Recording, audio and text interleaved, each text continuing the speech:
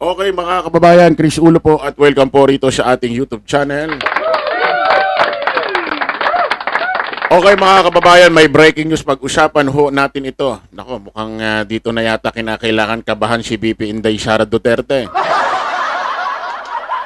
Alam niyo naman mga kababayan, bago pa ho sumapit ang Kapaskuhan, bagong taon, 2025, noong December pa lang, meron na hong mga nag-file ng impeachment laban ho rito kay VP Inday Sara Duterte dyan sa House of Representatives.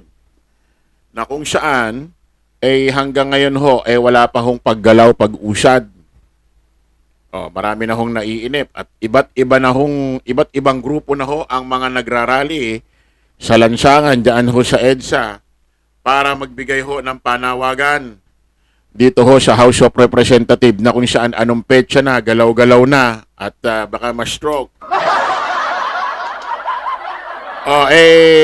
Sinasabi ho kasi ng ibang House of Representative member or mga congressman, congresswoman, wala na raw hong oras. Sinasabi ho nila nung mga nakaraan.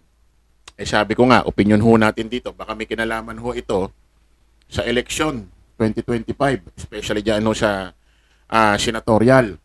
Kasi nga, mga kababayan, alam nyo naman, nung nakaraan, yung Iglesia ni Cristo, INC, nagrally ho. Diyan ho sa may, tawag dito, nagrally ho dyan sa may, saan ba to sila nagrally? Dito sa may, sa may Quirino Grandstand. Tama ba, no? Sa may Quirino Grandstand. Ngayon, mga kababayan, ang panawagan ng INC, wag na i-impeach si VP Inday Sara. Suportahan na lang daw ho yung sinasabi ni Pangulong Bongbong na unahin yung mga iba pang problema ng taong bayan. Ngayon mga kababayan, kasi nga alam naman natin yung mga ibang House of Representative, congressman, congresswoman, tatakbo ulit ng iba't ibang posisyon sa mga iba't ibang distrito or lugar. Alam naman natin sa bawat distrito o lugar din sa Pilipinas may mga Iglesia ni Cristo. Sabi nga natin, opinion analyze natin, baka naman kaya ayaw muna nila i-push ito para mapakita sa mga miyembro ng Iglesia ni Cristo na sumunod sila.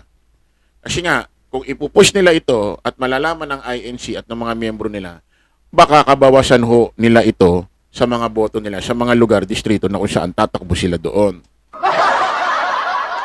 Kasi, yung ibang mga didisit yan, sigurado hindi na sila iboboto paano pa pamadagdagan yung ibang populasyon doon sa lugar, distrito na yun? Meron ding ilang porsyento volume ng Iglesia ni Cristo, di kabawasan din kung hindi sila iboboto. Kaya nasa isip natin, opinion analyze natin, baka i-push ito after na ng election. Pero ngayon mga kababayan, may breaking news, ha?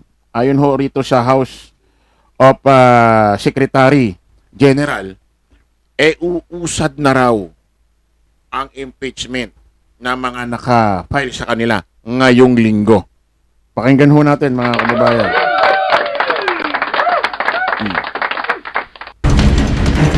Sa ibang balita, tiniyak ni House Secretary General Reginald Velasco na matatalakay na sa Kamara ngayong linggo ang mga nakabinbing impeachment complaint laban kay Vice President Sara Duterte. Nagbabalita at nagseserbisyo mula sa Kamara si Pamela Vasquez. Pamela? Jeff, sa gitna ito ng mga puna na hindi umano umuusad ang mga inihaing impeachment complaint. Sa panayam, sinabi ni House Secretary General Reginald Velasco na maaasikaso na ang mga nakabinbing impeachment complaint bago mag-break ang Kamara ngayong linggo. Ayon pa kay Velasco, hinihintay na lang din ang ika-4 na impeachment complaint na hindi pa rin naihahain hanggang ngayon. Aba, mayroon pa palang pang-4. Sino kaya yan? Grupo kaya yan o personalidad? Kasi mga kababayan, matatandaan natin, lahat na ho nang na-file na impeachment laban kay VP Inday Sara Duterte, 3 na. Or iba-iba mang petsa, iba-iba mang araw, na-file yan, hindi man sabay-sabay, pero 3 na ho. May iniintay pa raw 4. Tingnan natin kung sinong grupo yan, or sinong personalidad yan, or isang tao, or grupo yan. Abangan natin. As of now, wala pa So, I think we have given them enough time, so we will have to transmit the impeachment complaints within this week. They're looking for the fast track process, no? Which will override all these requirements, no?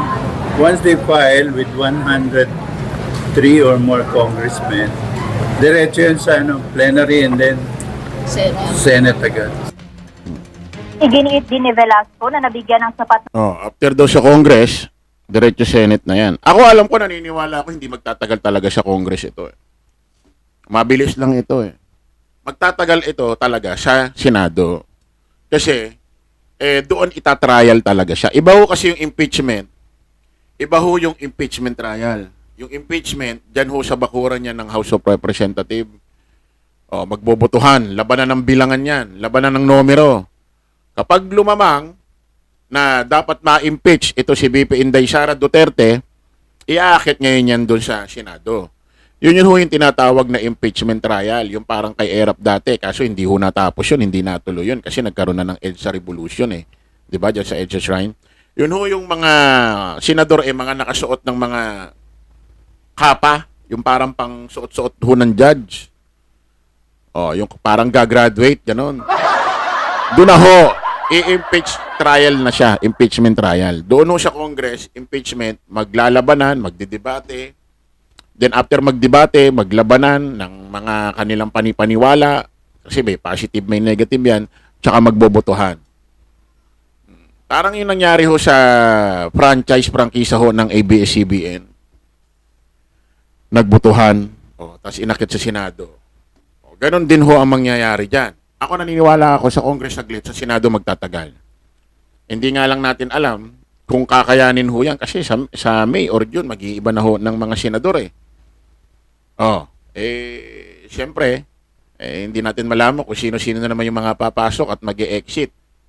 Kasi aminin naman natin dito sa ating lipunan, sa ating gobyerno, mga kababayan, parang kampi-kampihan na Parang kampi-kampihan na, di ba? Tuloy natin. sapat na panahon ng mga nais maghain ng reklamo, kaya inaasahang matatransmit na ang naunang 3 reklamo sa tanggapan ni House Speaker Martin Romualdez ngayong linggo. Kaserbisyo mo sa Kamara, Pamela Vaz. Ayan, maliwanag mga kababayan, although may inintay pang isa na magpa-file, hindi ho natin alam kung personal yan, isang personalidad yan o grupo yan, pang-4 na impeachment trial, mayroon pa raw magpa-file. Although wala pa raw yung isa, yung 3 na impeachment na ina-file kay House of Representatives laban kay BP Inday Sara, ipo-forward na, itatransmit na ho kay House of Representatives Martin Romualdez. Ayan na ho. Ngayong linggo yan. So, kapag na-transfer na ho yan sa mesa, sa opisina ho ni House Speaker Martin Romualdez, nasa kapangyarihan na, nasa kamay niya na kung iuusad na ho ito, mga kababayan.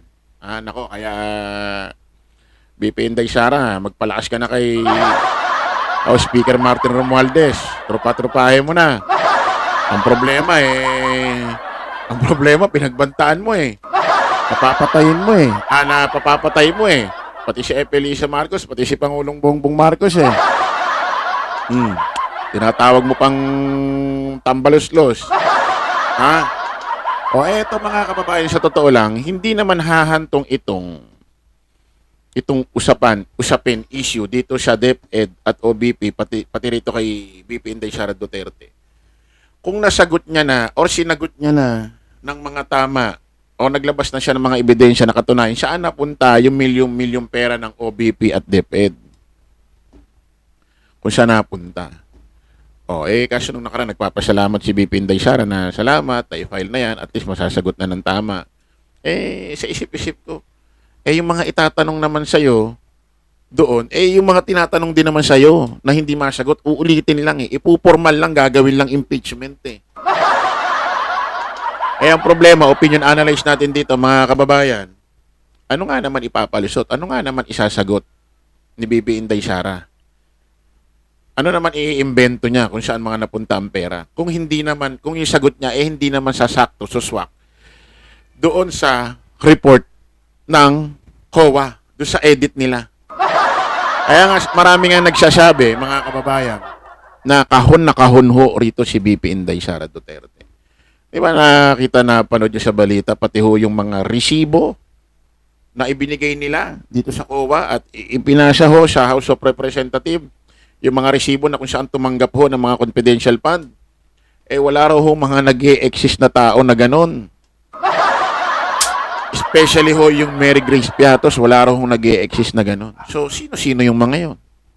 Paano sila tumanggap katulad ng Mary Grace Piatos na sinasabi, pinaniniwalaan, may pinakamalaking nakuha na tanggap sa confidential fund?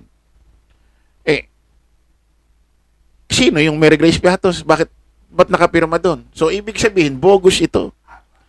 Walang mga ganong pangalan na tumanggap. Maaaring gawa-gawa lang yung resibo na yon para maligaw kung saan talaga napunta, naibulsa ang pera. Okay, maraming salamat po mga kababayan. Update po tayo dyan. Kita ulit tayo sa panibagong live, panibagong vlog. Paalam po pa samantalang yung lingkod, Chris Ulo. Bye-bye.